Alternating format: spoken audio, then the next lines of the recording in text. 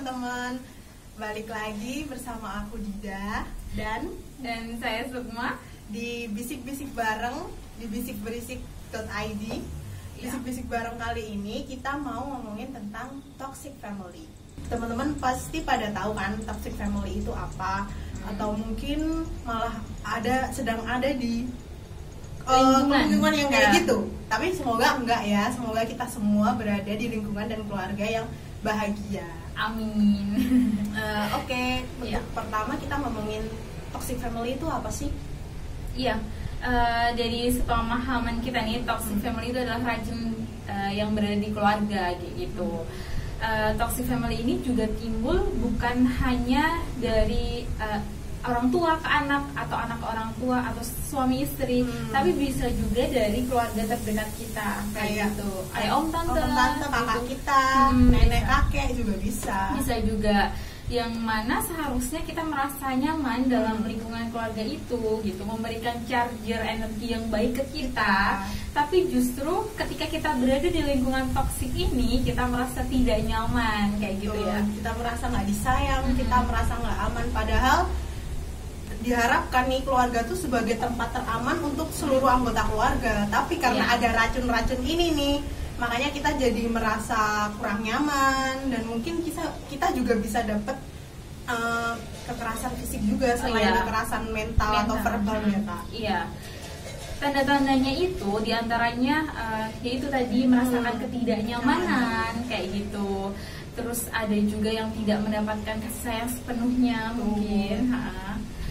Terus juga apalagi kan itu tidak dapat kebutuhan dasar kita sebagai keluarga, mungkin kita kurang dapat, ya betul-betul tidak terpenuhi gitu ya. Kayak kasih sayang, terus mungkin kebutuhan material pendidikan atau rumah atau sandang pangan itu kurang terpenuhi.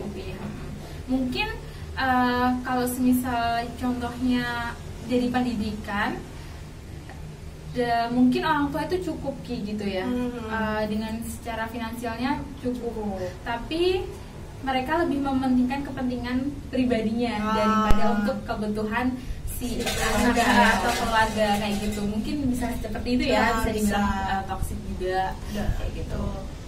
Atau mungkin kebalikannya, kebutuhan materialnya dia dapat, tapi kasih sayang tuh kurang, jadi kurang diperhatikan karena seumpama mungkin orang tua lebih sibuk kerja, jadi anak kurang diperhatikan. Iya. Salah satu toksik juga sih. Iya, sebenarnya sangat menyayangkan banget kalau dilihat dari lingkungan sekitar yang ketika mungkin dari finansial sangat terpenuhi, apapun keinginan anak gitu bisa dibilang tercukupi, mau minta apapun, tapi dari kasih sayangnya itu sangat kurang, sehingga tuh kadang anak jadi nakal, bisa dibilang kayak gitu, kurang terarah. Betul.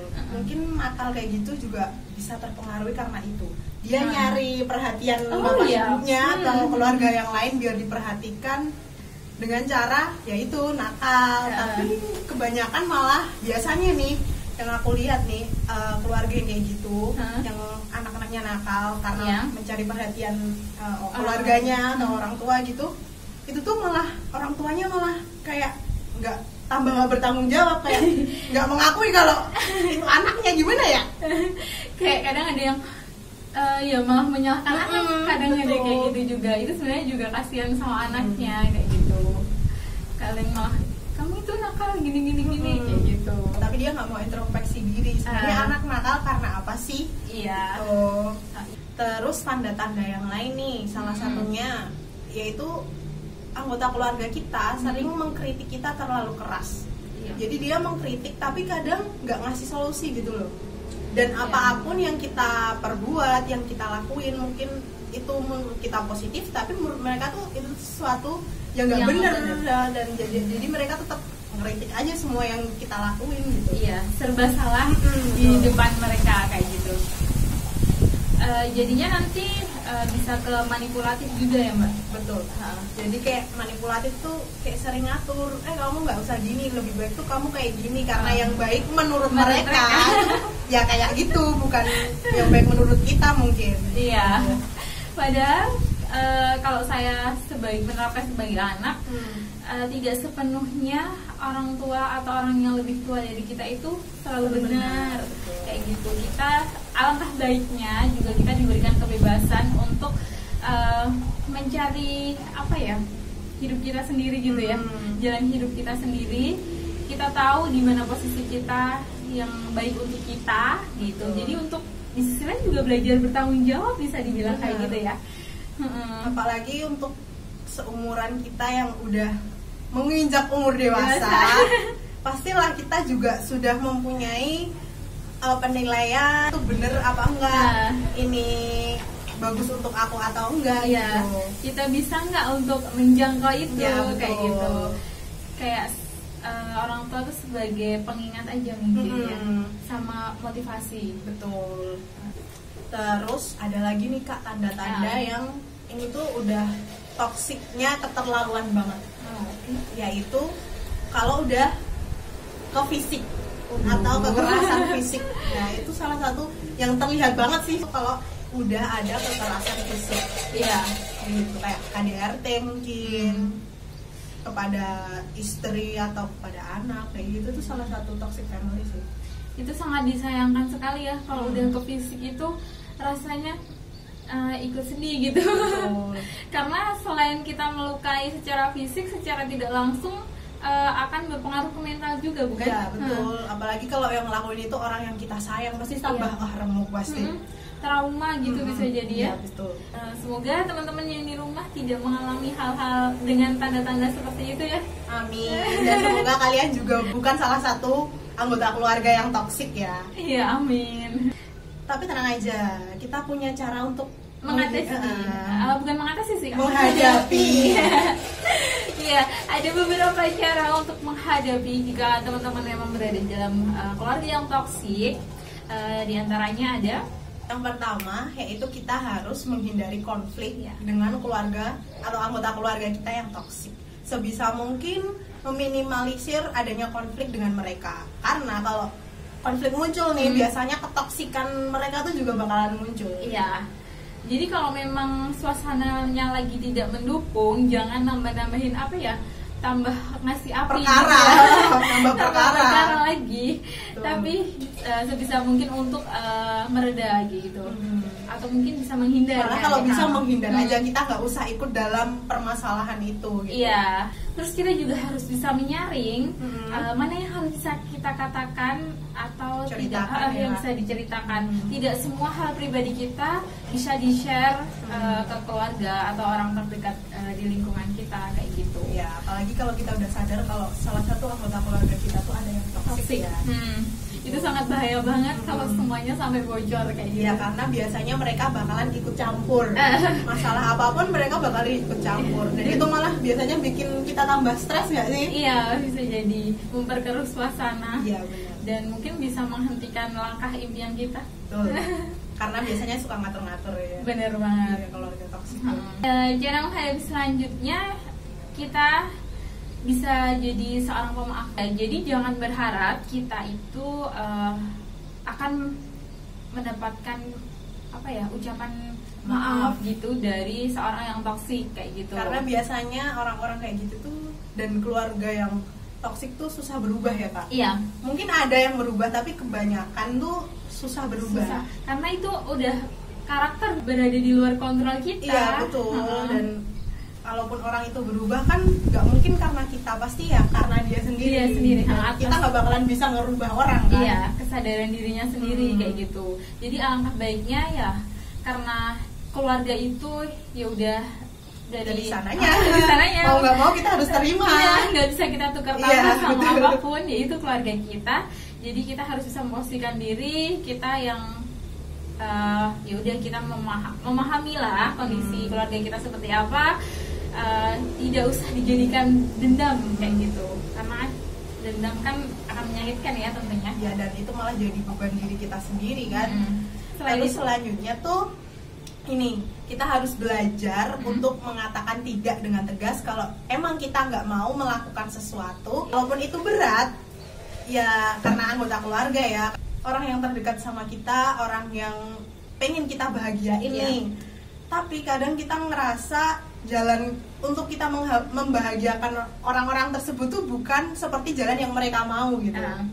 Dan kita ya harus tegas untuk mengatakan tidak kalau emang kita nggak mau. Daripada nantinya justru kita sendiri yang tertekan, kita sendiri yang ngalamin kurang nyaman, kayak gitu kan, menyakiti diri sendiri. Jangan mengorbankan kebahagiaanmu untuk kebahagiaan orang lain. Iya betul. Kita udah merasa tertekan banget secara mental, kita udah nggak sehat, kita nggak tahu harus cerita ke siapa, nggak ada solusi dari kita udah cerita ke temen mungkin tapi nggak ada solusi, ya kita harus nyari ke profesional ya, ke psikolog mungkin kayak gitu. Iya, itu adalah solusi terakhir mungkin ya yang bisa dilakukan. Karena ya udah mentok mau gimana. Mungkin solusinya adalah ke orang profesional yang bisa memahami, mengatasi masalah ini gitu. Ada sih satu cara menghadapi keluarga toksik, tapi ini terlalu ekstrim sih. Kita harus siap secara mental dan material, yaitu keluar dari rumah dan hidup sendiri. Iya, tapi bukan berarti kamu kabur dari rumah ya. Mungkin bisa dengan bekerja di luar atau mencari beasiswa keluar kota atau mungkin keluar negeri kayak gitu. Tapi benar-benar kalian itu harus mandiri dan siap secara mental dan finansial yang pasti, karena kita kan nggak mau bergantung sama keluarga kan, karena ingin lepas dari keluarga kan berarti ya kita harus bertanggung jawab dengan diri kita sendiri. Iya betul. Nah itu harus ada persiapan. Jangan asal langsung kabur aja tanpa pikir panjang. Nanti yang repot kita sendiri. Nanti jadi gelandangan. Iya benar. Lakukan dengan cara positif. Oh ya, ada juga nih teman-teman, agar kita tidak menjadi anggota keluarga yang toksik. Ada tips-tipsnya juga nih. Kita harus introspeksi diri.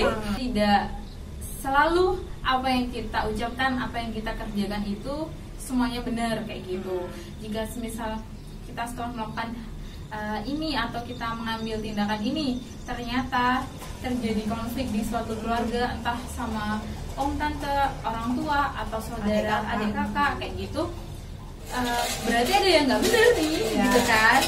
Coba kita introspeksi diri dulu, ada apa sih yang menjadi problem sehingga timbul masalah ini kayak gitu, atau bisa jadi saya lah pemicunya.